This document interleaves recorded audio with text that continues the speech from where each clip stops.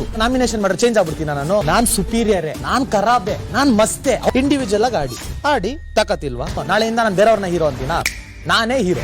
Big Boss season 11ರಲ್ಲಿ wild card entry ಕೊಟ್ಟಿದ್ದ ರಜತ್ ಅವರ ಆರ್ಭಟ ಜೋರಾಗ್ತಿದೆ. ಕಳೆದ ಸಂಚಿಕೆಯಲ್ಲಿ ಗೌತಮಿ ಜೊತೆ ಜಗಳವಾಡ್ಕೊಂಡಿದ್ರು. ಮಾತಿನ ಬಗ್ಗೆ ಗಮನ ಇರ್ಲಿ ಅಂತ ಸುದೀಪ್ ಹೇಳಿದ್ರು. ಆದ್ರೆ ಈ ಮಾತುಗಳಿಗೆ ರಜತ್ ಅವರು ಕಿಮ್ಮತ್ತೇ ನೀಡಿಲ್ಲ. ಈಗ ಅವರನ್ನೇ ನಾಮಿನೇಟ್ ಮಾಡಲಾಗಿದೆ. ಈ ಬಗ್ಗೆ ನಾನೇ ಹೀರೋ, ನಾನೇ ಫುಲ್ ಖರಾಬು ಅಂತ ಅಬ್ಬರಿಸ್ತಿದ್ದಾರೆ. ಇದೀಗ ಬಿಗ್ ಬಾಸ್ ಮನೆಯ ಪ್ರೋಮೋ ಬಂದಿದ್ದು, ಒಂದು ಟಾಸ್ಕ್ ಬಿಗ್ ಬಾಸ್ ಕೊಟ್ಟಿದ್ರು. ತಮ್ಮೊಳಗೆ ಚರ್ಚಿಸಿ ಒಬ್ಬರನ್ನ ನೇರವಾಗಿ ನಾಮಿನೇಟ್ ಮಾಡಬೇಕಾಗಿತ್ತು. ರಜತ್ ಅವರನ್ನ ನೇರವಾಗಿ ನಾಮಿನೇಟ್ ಮಾಡಿದ್ದಾರೆ ತ್ರಿವಿಕ್ರಮ್. ಇಲ್ಲಿ ಎಲ್ಲರನ್ನ ವೈಯಕ್ತಿಕವಾಗಿ ಆಡಿ ಅಂತ ಪ್ರವೋಕ್ ಮಾಡ್ತಾರೆ. ಅವರನ್ನೇ ಅವರು ಮೇಲು ಅಂತ ಅನ್ಕೊಳ್ತಾರೆ ಅಂತ ತ್ರಿವಿಕ್ರಮ್ ಕಾರಣ ಕೊಟ್ಟಿರ್ತಾರೆ. ಅದಕ್ಕೆ ರಜತ್ ಅವರು ನಾನೇ ಹೀರೋ, ನಾನೇ ಖರಾಬು, ನಾಮಿನೇಟ್ ಮಾಡಿಬಿಟ್ರೆ ಚೇಂಜ್ ಆಗ್ತೀನ, ನಾನು ಬೇರೆಯವ್ರನ್ನ ಹೀರೋ ಅಂತೀನ, ನಾನೇ ಹೀರೋ ಅಂತ ಅಬ್ಬರಿಸಿದ್ದಾರೆ. ಸದ್ಯ ಬಿಗ್ ಬಾಸ್ ಮನೆಯಲ್ಲಿ ಸಂಖ್ಯೆ 10ಕ್ಕೆ ಇಳಿಕೆ ಆಗಿದೆ. ಸ್ಪರ್ಧಿಗಳ ಮಧ್ಯೆ ಆಟ ಜೋರಾಗ್ತಿದೆ. ಕಳೆದ ವಾರ ಶಿಶಿರ್ ದೊಡ್ಡ ಮನೆಯಿಂದ ಔಟ್ ಆಗಿದ್ರು.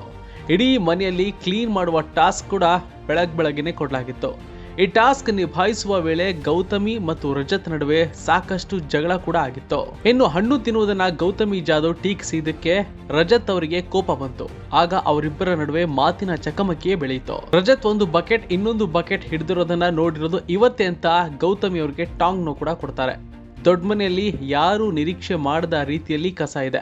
ಇದನ್ನ ಟಾಸ್ಕ್ ರೂಪದಲ್ಲಿ ಬಿಗ್ ಬಾಸ್ ಹಾಕ್ಸಿದ್ರು. ಆದ್ರೆ ಇದನ್ನ ಕ್ಲೀನ್ ಮಾಡೋ ಜವಾಬ್ದಾರಿ ಮನೆ ಮಂದಿಗಿನೇ ಕೊಡ್ಲಾಗಿತ್ತು. ಇಷ್ಟೊಂದು ಕಸ ನೋಡಿಯೇ ಎಲ್ಲರೂ ಗಾಬರಿ ಆಗಿದ್ರು.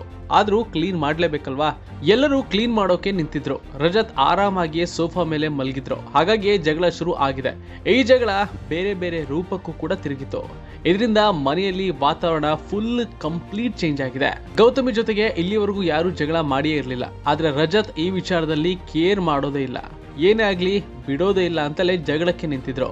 ಕಳೆದ 12 ವಾರದಿಂದ ಡ್ರಾಮಾ ಮಾಡಿಕೊಂಡೇ ಬಂದೆ ಅಲ್ವಾ, ವೈಯಕ್ತಿಕವಾಗಿ ಆಡು ನೋಡೋಣ ಅಂತ ಗೌತಮಿಗೆ ಫುಲ್ ಸವಾಲನ್ನು ಕೂಡ ಹಾಕಿದ್ರು.